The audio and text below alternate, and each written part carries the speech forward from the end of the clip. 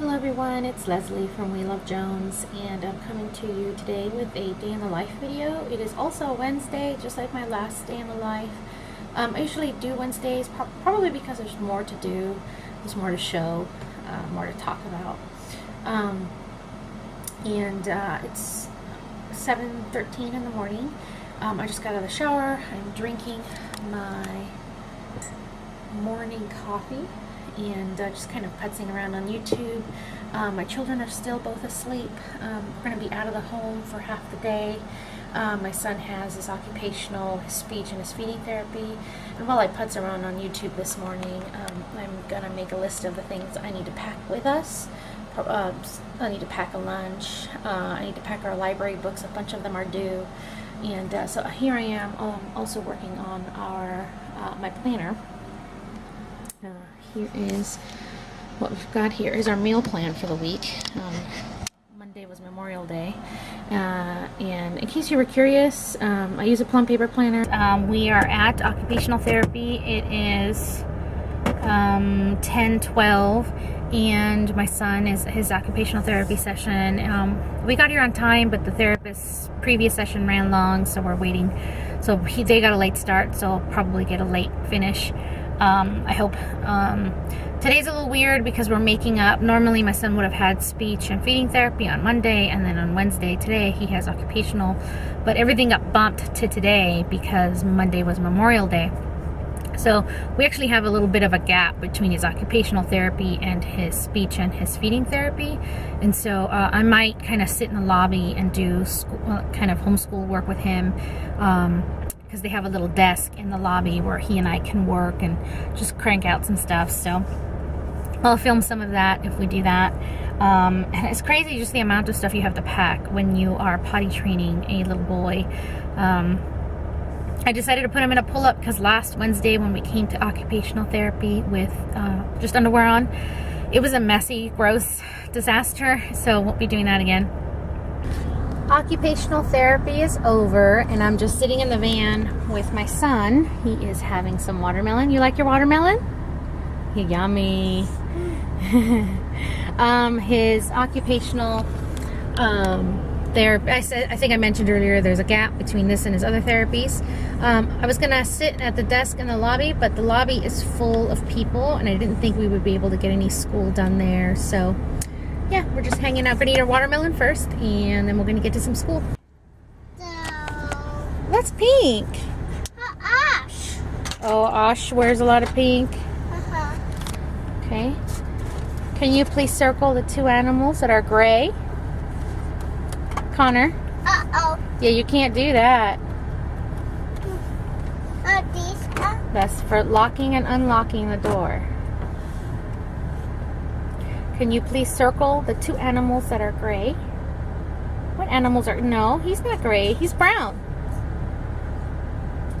This. No, he's brown too. This. Is he gray? Uh-huh. Okay, so circle him. Big circle. Now, there's one more animal that's gray. Can you circle the other animal that's gray? This. That's right. The bunny is gray. Good job, Connor. Ash die. Yeah? Ash die. Yeah. I'm not sure what you're saying, Punky. Good job circling animals. Do you want to color Barnabas now? The kitty cat? No. His tail. His tail is white. Can you color his tail gray? No, not pink. Gray. I'll put the top back on for you. Color his tail gray. Oh, can you color all of it? Oh, I like it. Does that look like a letter? Does it look like the letter D, or does it look like the letter U? You. You like you? Uh-huh. Yeah, it kind of looks the same. I do. We lost our other letters. They're not in the box. Oh, man. Yeah, I brought all 4 letters we're working on. I can't find them. Alright, we are done with doing a little bit of homeschool, and I'm letting him play with his Kindle Fire. And We finished some of his homeschool work for the day in the car just now, and some of it we can't do because it's crafty things, and I don't want him playing with scissors or glue in the van. What's wrong, baby? You need more? Okay. He's into the hand sanitizer. Ay, ay, ay. Yeah. No, you don't need any more. No. No. Stop. Play with the tablet or mommy's going to take it away. Okay? Uh-oh, be careful. If it falls, it could break. So, total bummer. I just walked around the van because the van seemed a little lopsided to me while we were sitting here parked. And I was reading a read aloud to him, and it dawned on me that I'm kind of leaning this way. And one of the tires is really low. So, assuming he gets done with speech therapy soon enough, I may just go to like a local tire shop before, because we're in a town, we're 30 minutes from home, and so I have to go on the highway to get home. So at one of those tire like oil change tire rotation places, and my tire does need to be replaced. It's not safe to drive for 30 minutes home on the highway. My son is at his speech therapy, his feeding therapy, and they said that they're pretty sure they can get me back home, back to the therapy place before my son is done with his therapies. So just in the waiting room, waiting for my vehicle to be done. We are at Kroger. We just got gas. We just got into town, and we're going to go pick up my daughter for Mother's Day out. I ended up not getting the replacement tire. I drove here on the spare tire. Dropping off some books at the library. Alright, I've had lunch and it's 3 o'clock, so I need to get dinner going. My son didn't want to watch SpongeBob anymore, much to my dismay, so we're just gonna let him paint while I finish cooking dinner. Yeah. I'm proud that he doesn't want to watch TV or fuss with his tablet anymore. He'd much rather do crafty things, but I'm, it's distracting to have to stop all the time. I also decided to go ahead and put him in his underwear. He's been in his underwear for a while I wash dishes and stuff. He has successfully peed, not independently, but he has notified me when he had to go potty. Hello. Hey everyone, it's Leslie again. So it's an hour later from when I started trying to cook dinner, and I've had so many interruptions from my son who's needed to go potty. He doesn't want to watch TV. He's hungry. He's still hungry. I made him snacks, and I'm just now getting to the point where the produce is washed and I can start chopping things. And the rice is on the stove, and hopefully I can get this done in time. I'm gonna wait. So we recently put a blog post on welovejones.com showing our 3 favorite cookbooks, and I got us thinking about recipes. And I don't know about you, but I don't make this every recipe out of every cookbook I've ever had. I just you end up finding the ones that click for you, and you tend to just kind of make the same recipes out of the same cookbooks after a while. And we just decided to kind of branch out into those cookbooks that we love so much and pick a recipe that wouldn't, based on the description, that we wouldn't necessarily go to. And so far, the 2 recipes I've made out of the Forks Over Knives book have been great. Yesterday was a North African dish, and the day before that was an Indian dish, like an eggplant dish. And it wasn't a curry dish. It was so that's why I didn't pick it when we originally got the book. Excuse me. But I'm glad I tried a recipe that I passed over the first few times that I picked recipes out of the book, because you have certain recipes you make out of certain books, and so this week is all experimentation. So far so good. Our batting average is pretty good on this. So just to see if there are some new recipes out of the books that we love that we can start cycling into our regular meal plan. I have a whole meal plan video of what our system is for meal planning. We're vegan and we live in the deep south in a very rural county where there is no Whole Foods, there's no Trader Joe's, there's no Aldi, there's just a Kroger and some local, like, you know, Piggly Wiggly type grocery shops that really don't cater to vegans. The Kroger here does pretty good, but you know, I have to cook pretty much 95% of our meals at home. Increasing the menus, set menus that I pull from every week when I meal plan and grocery, my husband does the grocery shopping, but increasing our options week to week, I think is great. So the recipes, the 2 recipes that we tried so far this week, I will start cycling into our normal meal plans. And again, I have a video on my meal plan system. If you haven't seen that video, in a nutshell, I have set menus, and I pick from those set menus. There's 5 at the moment, and with this, I'll shift some stuff around, put a bunch of summer recipes in, and to pull out some of the winter recipes and cycle some of these in, and make it 6, maybe even 7 menus, because we plan to do this again with one, maybe Oshi Glows, that cookbook, and just kind of increasing the variety. I mean, 6 menus, you know, you don't get the same meal again for 6 weeks, you know. So I think having the 6 menus I have now is still, I'm sorry, 5 menus. It's still pretty good, you know. You don't repeat a meal for 5 weeks. So, you know, it wasn't because I really felt like we needed it. I just thought, well, maybe we need to branch out so we don't get bored of what we have, and just kind of branch out culturally. Typically, my menus for the week. Sorry, I just cut an onion. My eyes are teary. Typically, we have one night a week that is Asian, one night a week that is Italian food, another night a week that is Mexican, and one night a week that is an American dish. It's not exactly like that every week out of my set menus, but more or less, roughly, that's how I ended up writing those menus out. I picked, and then on the weekends, it's kind of more variety, and because it's really just me and my husband eating the dishes, whatever's left over, we just eat for lunch the next day.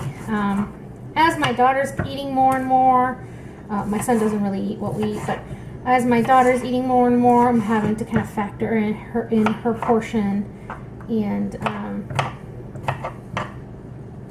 in my meal planning on the kids' meals. As my kids are getting older and needing to eat, I'm having to factor in that in my meal planning, and I currently my meal planning system doesn't really factor them in too much, so I need to start maybe modifying my meal planning system to accommodate the children, and do a better job of accommodating the seasons, because I don't want to make salads when it's cold, and I don't want to make soups when it's hot. So, for example, casseroles in the summer are okay, because just usually are one-pot meals, because you don't want to spend a whole bunch of time in front of the oven.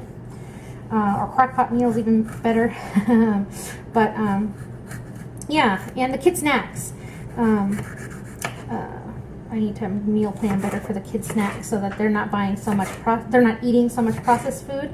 I do a decent job of that, so already, but it's kind of in spurts. I'll go through a spurt where I'm making, breakfast cookies for them that are flourless. With like a mashed banana and chia seeds and stuff, and then I won't for a while.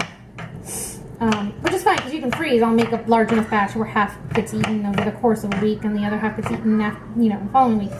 But, I could be doing more of that. More of making their snacks from scratch and less store-bought stuff. So I need to kind of improve my systems. I'm sure those of you who have multiple children, have more than 2 children, are laughing at me. Yeah, that is what I've been thinking while I cook dinner tonight.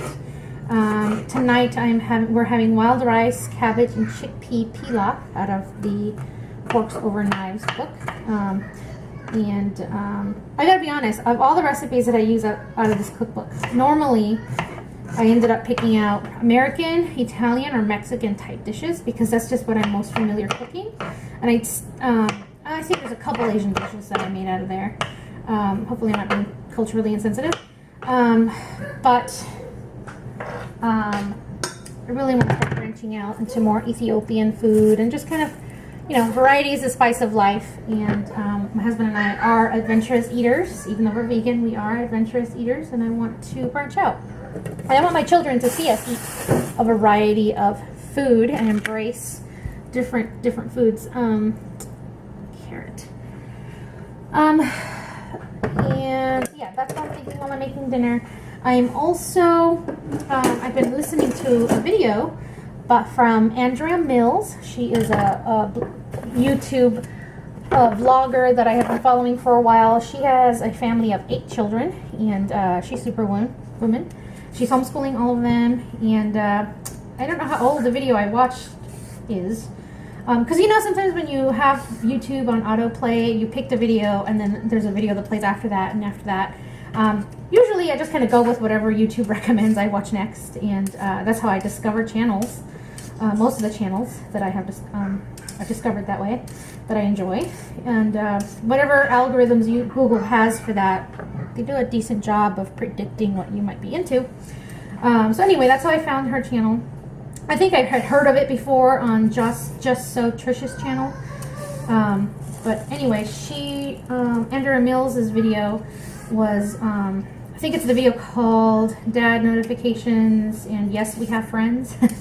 And she was, you know, one of the things that she was discussing in that video is, you know, some of the negative comments she gets on YouTube about how can your kids learn in the chaos, and you know, she was saying, you know, what she thinks about when she is recording her family homeschooling or when they're out and about. And obviously she can't record her children when her children are being social with other kids in the neighborhood or whatever, because she doesn't have consent from the other parents, and her kids need to be free to play. And you also want to, when you're doing a day in the life, if you've never done it, you have to kind of pick. You may film a bunch of video, and you may only end up using, you know, 50% of that, because, you know, as much as you want to be real with your audience and show them, you know, the nitty-gritty stuff and have real mom moments on camera, you also don't want to embarrass your children or make them feel awkward, or show your children having their worst day. That's not fair to them that you're publicizing their life that way, you know. So I've definitely, even before I saw Andrea's video, that is something I was cognizant of, and I was reflecting on and had been praying about. You know, I'm trying to be wise about it. Doesn't mean I won't make mistakes in the future, but I definitely don't want my children to see my blogging or my husband's blogging on We Love Jones as an intrusion into their privacy. Now, I think psychologically speaking, I got to bring it into terms of psychology, right? That's what I majored in. Each subsequent generation that is growing up in a more globalized world, a more connected world because of all the social medias that are out there and just how public people live their lives nowadays because of technology. I think each subsequent generation is less and less inhibited, less and less shy about stuff, and so I don't see it being that big of a problem for him growing up. But obviously I can't predict what my children will think of the blogging as they get older, so we'll take that in strides. So yeah, you can hear them. I don't know if you can hear them. They're playing together in her room, and hopefully they will continue to be happy, brother and sister, while I cook dinner. My goodness, very little progress, but somebody was not having a good time with her brother, so I'm literally feeding and stirring, and feeding and stirring as I cook dinner. Yeah, there's the rice, the wild rice, starting to look good. I need to lower this, it's starting to scorch. So yeah, that's my update. Mommy life. Finished product with the rice in it. tempeh is done.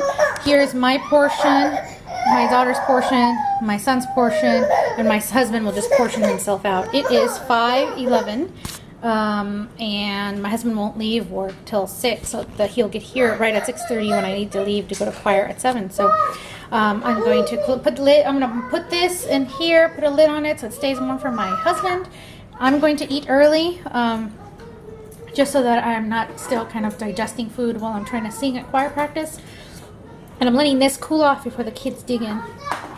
Girls here still eating dinner, and this is how far my daughter has gotten in her portion that I served her. She seemed to prefer the chickpeas and the tempeh, and the onions and the rice, but when she's got a bell pepper, she would spill it out. She's over here making important phone calls in her life. Please don't call 911. Yeah, she's got important phone calls. You know, she's a busy little girl. She's so serious about this. It is so adorable. Yeah? Who are you going to call, Sophia? Yeah? Who are you going to call? What was that? Yeah. Yeah? Anyway, I just wanted to show you this cuteness. Post dinner, my husband is still not home. He hasn't gotten off work yet. It is 5:50, so he'll get off work at 6. And yeah, I'm just this little girl's belly. Somebody had to do my dinner. Her stomach is firm. You want to do with the salt? Okay. And we are in my son's room. So what, can you make a letter N for me? N. Okay. Now let's shake it. Now can mommy do a letter N? Okay. Let me see. Is that N? Now let's do a circle. Can you do a circle? Good job. Yeah. Now let's do a triangle. Sophia, where are you going? We're just waiting for Daddy to show up. Your pencil? We don't know where it is. Help me. Help you? Okay, I'll go help. Just filming. Not sure how much of this will make it onto the actual blog, Day in the Life blog. But I wanted to comment on those pieces right there. Are to this Discovery Kids like magnetic puzzle thing. And this is the bag that it came with to store all the pieces, and I've gotten in the habit of taking a Sharpie and writing on here how many of each piece are supposed to be in here, because obviously we recycled the box ages ago, but I like knowing how many pieces I'm supposed to have, so that if I ever sell this or give this away to somebody, I can say without a doubt of a shout whether the set is complete or not, and I don't have to try to remember the quantities for every single toy my child has ever. You know, it's just too many toys. So yeah, little piece of advice. Hey everybody, I'm back from choir practice, and my husband has already gotten the little ones, well, he's gotten my daughter bathed and in her pajamas. How cute. I'm tired. I better get her down. This will be the last check-in for the night. My son's about to go get in the bathtub. My husband's going to bathe him, and I'm going to work on dishes and emptying out his lunch bag behind me, and just clearing the dining room, you know, nighttime routines, pick up the toys that are in the living room. And that's it. It's okay, Mama. And yeah, this is our last check-in. Thanks everybody for watching this video. And give this video a like and subscribe. And thanks for stopping by. We love Jones. Thanks everybody. Bye.